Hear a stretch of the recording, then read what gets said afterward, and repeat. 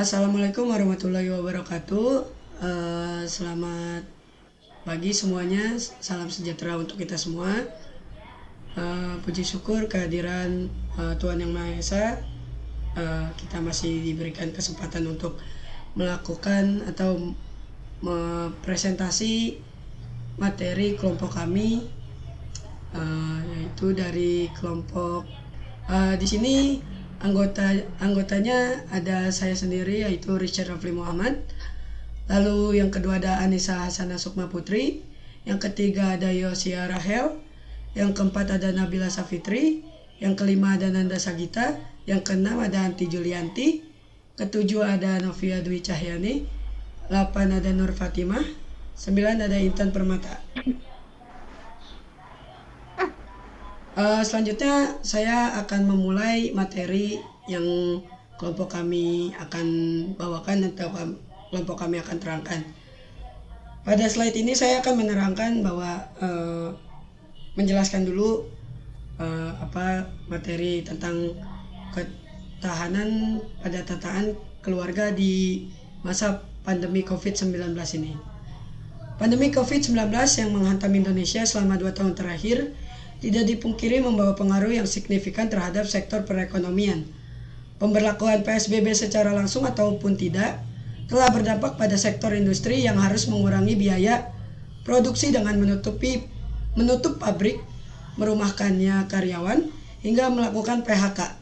Sebagai upaya rasional dalam merespon penurunan jumlah permintaan dan pendapatan, hal ini membawa efek.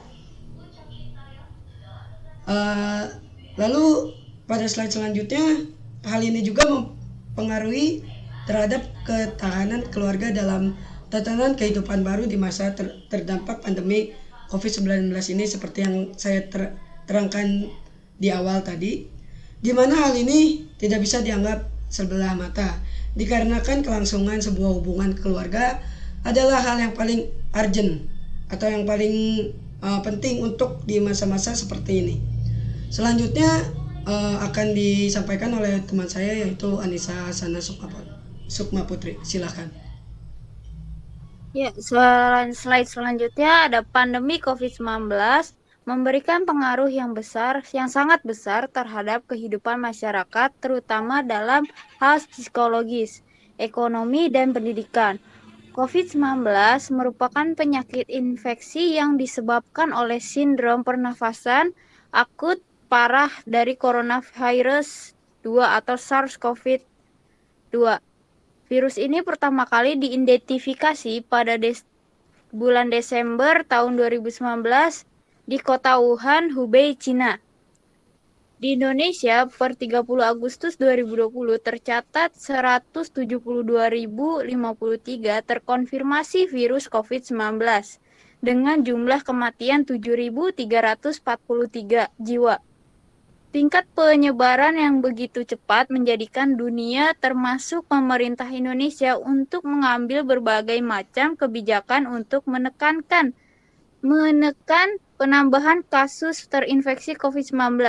Beberapa kebijakan pemerintah antara lain melakukan segala aktivitas di rumah atau work from home atau WFH, serta adanya pembatasan sosial berskala besar atau PSBB, dan penerapan social distancing yang berdampak pada bidang ekonomi dan pendidikan.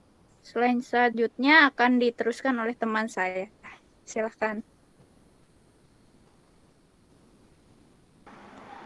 Dampak yang sangat dirasakan yaitu terhambatnya kegiatan ekonomi yang kemudian mempengaruhi pendapatan negara. Dampak COVID-19 selain mempengaruhi pendapatan bisnis besar juga mempengaruhi usaha mikro yang banyak tersebar di Indonesia. Usaha mikro kecil dan menengah atau UMKM yang ada di Indonesia memberikan pengaruh yang cukup besar, sehingga di mana pandemi ini banyak dampak negatif yang dirasakan. Di bidang pendidikan juga mengalami dampak yang besar. Demi menghentikan penyebaran COVID-19 ini, semua siswa dan gurunya belajar dari rumah yang mendadak dilakukan tanpa persiapan sama sekali. Ketidaksiapan semua unsur dalam pendidikan mengajar dari tatap muka atau luring luar jaringan menjadi daring dalam jaringan, membutuhkan kesiapan dari semua unsur, dimulai dari pemerintah, sekolah, guru, siswa, dan orang tua. Orang tua juga banyak yang mengeluhkan proses pembelajaran daring sebab tidak semua orang tua dengan latar pendidikan yang tinggi. Hal ini terjadi pada siswa-siswi SD yang menuntut orang tua untuk selalu ikut mengawasi dalam proses pembelajaran daring. Selanjutnya akan dilanjutkan oleh teman saya. Selanjutnya, dari permasalahan di atas, dibutuhkan sebuah ketahanan keluarga demi terbentuknya keluarga yang tangguh dalam menghadapi pandemi ini. Kemampuan keluarga untuk menangkal atau melindungi diri dari berbagai permasalahan atau ancaman kehidupan. Indikator tingkat ketahanan keluarga adanya sikap saling melayani satu dengan yang lain. Keakraban antara suami dan istri menuju kualitas perkawinan yang baik. Orang tua yang mengajar anak-anaknya dengan berbagai tantangan kreatif, suami dan istri yang memimpin seluruh anggota keluarganya dengan penuh kasih sayang, dan keluarga-keluarga yang menaati dan menghormati orang tuanya. Selanjutnya akan disampaikan oleh teman saya. Berikut ada identitas klien. Nama lengkap Ibu Zamila, tempat tanggal lahir Jakarta 3 Mei 1974, alamatnya yaitu di Jalan Jeruk Raya, Gang Haji Kem, RT 11, RW 01, Kecamatan Jagakarsa, Kelurahan Jagakarsa, Kota Jakarta Selatan, DKI Jakarta. Berikut tujuannya. Jadi tujuannya kami melakukan kegiatan praktik ini agar bisa mengetahui keluarga yang terdampak pandemi COVID-19 terhadap ketahanan keluarga. Pandemi ini jelas sangat berdampak terhadap ketahanan keluarga. Semakin baik ketahanan suatu keluarga, semakin baik pula kemampuan keluarga menghadapi perubahan akibat pandemi dan pasca pandemi. Kebijakan yang tepat dapat mencegah keluarga berada dalam situasi krisis, sekaligus memastikan ketahanan keluarga tetap tangguh. Selanjutnya dilanjutkan oleh teman saya. Selanjutnya ada kegunaan. Dari kegiatan wawancara yang sudah dilakukan, terdapat beberapa kegunaan yang didapatkan sebagai mahasiswa BK.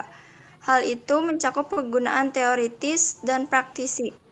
Kegunaan teoritis yang pertama, untuk menambah pengetahuan serta wawasan bagi penulis dan pembaca, serta khususnya keluarga yang terdampak pandemi, dalam mempertahankan ketahanan keluarga di masa pandemi COVID-19.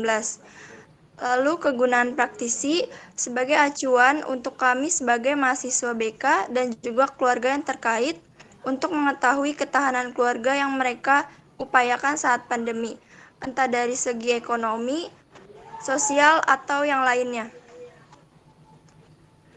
Selanjutnya, ruang lingkup. Berdasarkan identifikasi masalah di atas dan juga tujuan agar permasalahan yang terjadi dapat terselesaikan dengan baik dan fokus, maka disusunlah suatu batasan permasalahan yang merupakan batasan terhadap permasalahan yang diobservasi. Adapun permasalahan di dalam hasil observasi ini adalah sebagai berikut. Yang pertama, ketahanan keluarga di masa pandemi ini oleh keluarga Ibu Zamila. Yang kedua, analisis terhadap ketahanan keluarga pada masa pandemi COVID-19 oleh keluarga Ibu Zamila yang tetap bisa mempertahankan keharmonisan keluarganya walaupun pada masa pandemi seperti sekarang ini. Selanjutnya akan dilanjutkan oleh teman saya.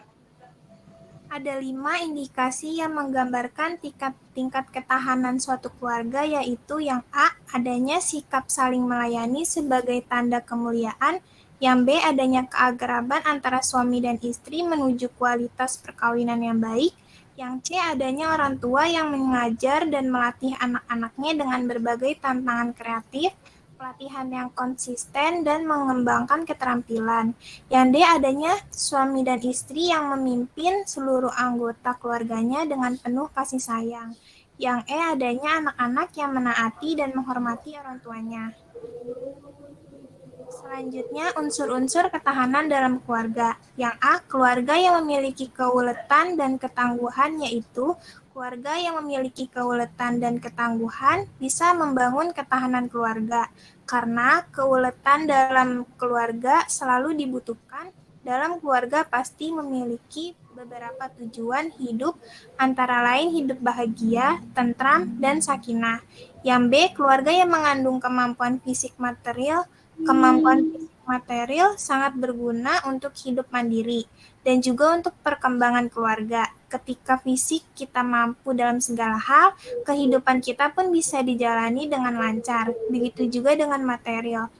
Yang C, keluarga yang hidup harmonis, sejahtera, dan bahagia. Lahir batin, keharmonisan keluarga merupakan persepsi terhadap situasi dan kondisi dalam keluarga, di mana di dalamnya tercipta kehidupan beragam yang kuat, suasana yang hangat, saling menghargai, saling pengertian, saling terbuka, saling menjaga dan diwarnai kasih sayang, dan saling percaya sehingga memungkinkan anak untuk tumbuh dan berkembang secara seimbang. Selanjutnya akan dilanjutkan teman saya.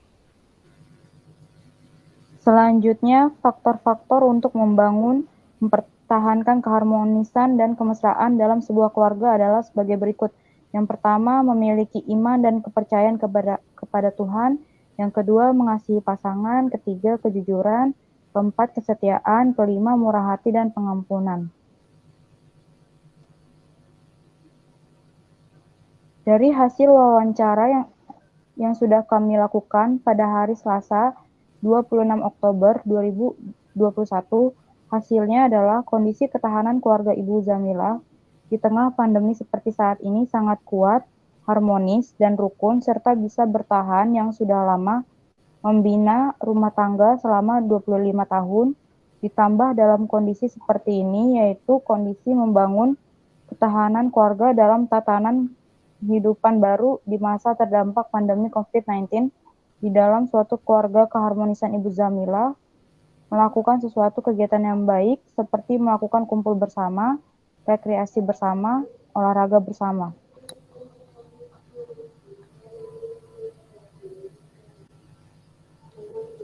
Selanjutnya ada melalui Zoom Meeting sebagai salah satu aplikasi video conference. Kegiatan ini observasi dilakukan. Observasi dan wawancara ini bertujuan untuk membangun kesadaran mahasiswa terhadap nilai-nilai